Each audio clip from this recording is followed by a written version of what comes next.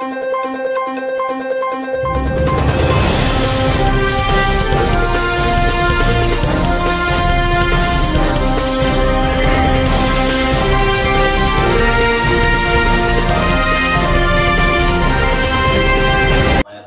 Janata party కావలి పట్టణ శాఖ ద్వారా సమాజం తెలియజేస్తున్నాం. ఈ యొక్క కార్యక్రమానికి బీజేపీ రాష్ట్ర కార్యవర్గ సభ్యులు, మాజీ జిల్లా అధ్యక్షులు శ్రీ గుళ్ళపల్లి భరత్ కుమార్ గారు, అలాగే కావలి రూరల్ మండల అధ్యక్షులు శ్రీ మామిడి వెంకటేశ్వర గారు, ఎస్సీ మోర్చా రాష్ట్ర ఉపాధ్యక్షులు శ్రీ పరుసు వెంకటేశ్వర గారు, టౌన్ ప్రధాన కార్యదర్శి మందా కిరణ్ కుమార్ గారు, కోడూరు మురళీ గారు, రాకేష్, అలాగనే జగదీష్, తర్వాత వెంకటరెడ్డి గారు, వీళ్ళందరూ కూడా ఈ యొక్క కార్యక్రమంలో పాల్గొంటున్నారు. ఈ యొక్క ప్రెస్ మీట్ ఉద్దేశించి శ్రీ గుండపల్లి భరత్ కుమార్ గారు మాట్లాడతారు. గౌరవ ప్రధాన కార్యదర్శి జై కుమార్ గారు కూడా కార్యక్రమంలో ఎలక్ట్రానిక్ మీడియా, ప్రెస్ మీడియాకి శుభాకాంక్షలు, ధన్యవాదాలు. వేదిక మీద ఉన్నటువంటి భారతీయ జనతా పార్టీ పట్టణ అధ్యక్షులు బ్రహ్మానందం గారు, రూరల్ మండల అధ్యక్షులు శ్రీనివాసులు గారు, ఎస్సీ మోర్చా రాష్ట్ర వైస్ ప్రెసిడెంట్ వెంకటేశ్వర గారు, అదేవిధంగా జనరల్ సెక్రటరీ టౌన్ కిరణ్ గారు, వెంకటరెడ్డి గారు, మస్తాన్ గారు, జై కుమార్ జనరల్ సెక్రటరీ రూరల్, అదేవిధంగా మురళీ గారు, రాకేష్, ముఖ్యంగా ఎన్డీఏ ఈ జిల్లాలో గెలిచినటువంటి అభ్యర్థులందరూ కూడా, ఎంపీ ఎమ్మెల్యేలందరూ కూడా భారతీయ జనతా పార్టీ శుభాకాంక్షలు తెలియజేస్తుంది. అదేవిధంగా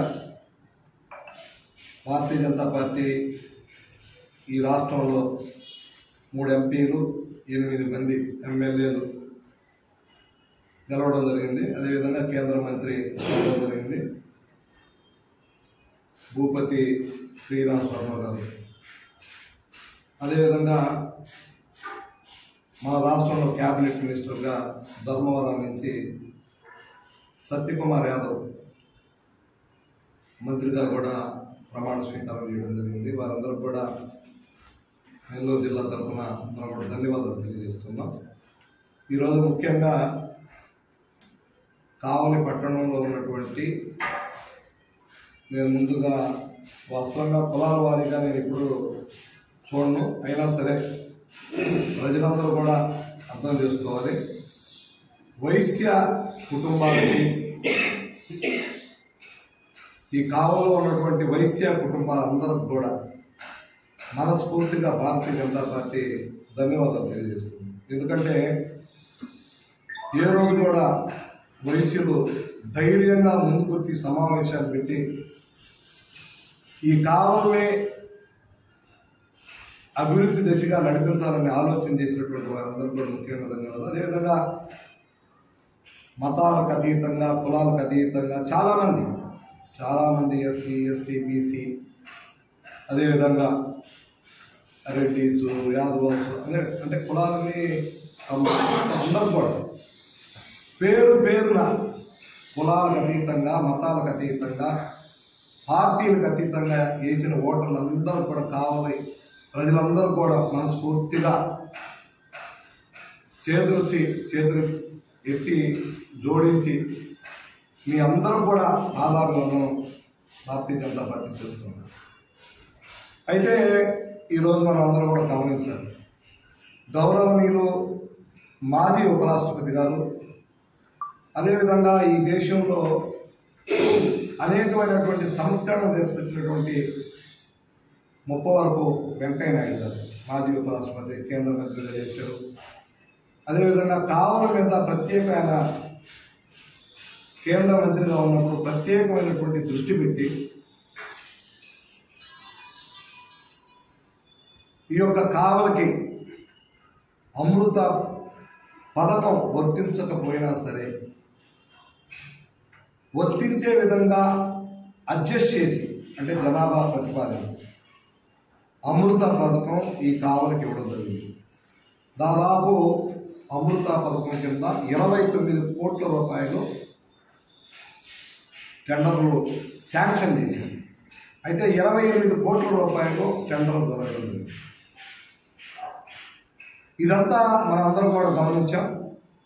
అయితే ఏదైతే పైలాన్ పట్టడం నడి ఒడ్డున ఎంఆర్ఓ ఆఫీసు ఒకవైపు, అదేవిధంగా ఆర్డీఓ ఆఫీసు ఆ ఏరియాలోని అంత పబ్లిక్ ప్లేస్లో 2020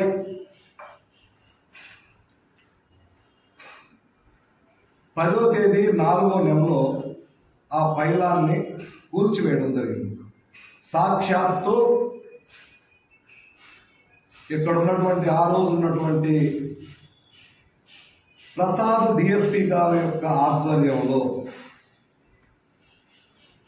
ప్రసాద్ గారు డిఎస్పి గారు ఉన్నారు మహానుభావులు, ఆయన యొక్క ఆధ్వర్యంలో పోల్చబడదు. నేను పోలీసులను తప్పట్లేదు. ఎందుకంటే రాజు మంచివాడైనప్పుడు మంత్రులు కావచ్చు, సైన్యం కావచ్చు, అంతా కూడా కరెక్ట్గా ఉంటుంది.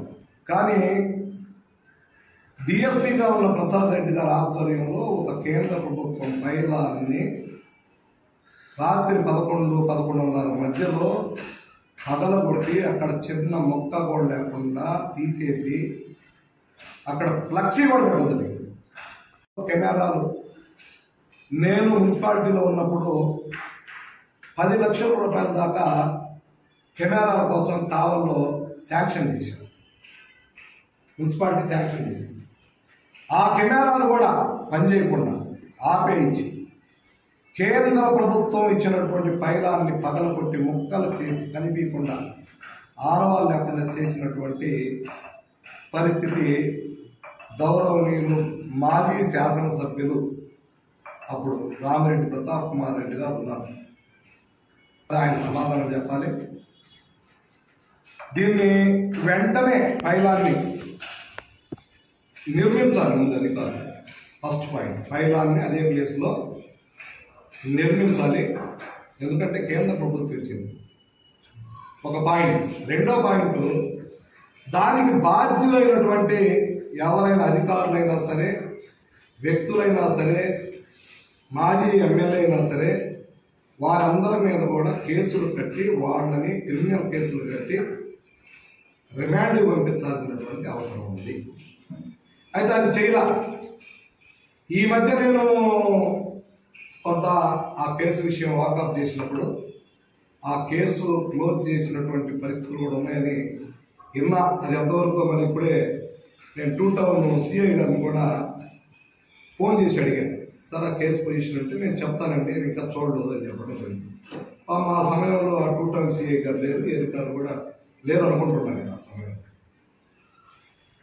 అయితే ఈ యొక్క పైలాన్ని నిర్మించడం ఒకటి. రెండోది, అధికారుల మీద ఆ సమయంలో ఉన్నటువంటి మున్సిపల్ కమిషనర్ కావచ్చు, ఇరిగేషన్ అప్పుడున్నటువంటి ఏదైతే అధికారులు ఉన్నారో ఆ అధికారులు కావచ్చు, పోలీస్ డిపార్ట్మెంట్లు కావచ్చు, వాళ్ళందరి మీద కూడా కేసులు పెట్టాలని భారతీయ జనతా పార్టీ తెలియజేస్తుంది. లేని పక్షంలో టైం ఇస్తున్నాం, లేని పక్షంలో 15 రోజులు మీకు టైం ఇస్తున్నాం. ఈ 15 రోజుల్లోపు నేను ఈరోజు కావచ్చు 2-3 రోజుల్లో భారతీయ జనతా పార్టీ తరఫున కూడా మేము కేసు ఫైల్ చేయాలని చెప్పి 2 టౌన్ పోలీస్ స్టేషన్లో కంప్లైంట్ కూడా చేస్తున్నాం. అదేవిధంగా వీరి ఎంక్వైరీ సరిగ్గా లేకపోతే వీళ్ళందరూ కూడా ఒక నెల రోజులు నాకు ఇస్తాం టైం. వాడు కూడా పోలీసు ఎతకాలి కదా, కొత్త వాడు కలుపుతాము, ఎతకాలి కదా. నెల రోజుల తర్వాత సిఐడికి ఈ కేసును అప్పచెప్పాలని మా గౌరవనీయులు రాష్ట్ర అధ్యక్షులు పురంధరేశ్వర్ గారి ఆధ్వర్యంలో, మంత్రి గారి మా యొక్క సత్యకుమార్ గారు మంత్రి గారి ఆధ్వర్యంలో, మా యొక్క కేంద్ర మంత్రి గారి ఆధ్వర్యంలో వాళ్ళందరితో మాట్లాడి సిఐడికి ఈ కేసు బదలాయించి దీనికి బాధ్యతలు ఎక్కడున్నా సరే, ఏ అధికారి ఎక్కడున్నా సరే వదలకుండా వారందరిని కూడా అరెస్ట్ చేసి రిమాండ్కి పంపించి వాళ్ళని సస్పెండ్ చేయాలని భారతీయ జనతా పార్టీ డిమాండ్ చేస్తుంది.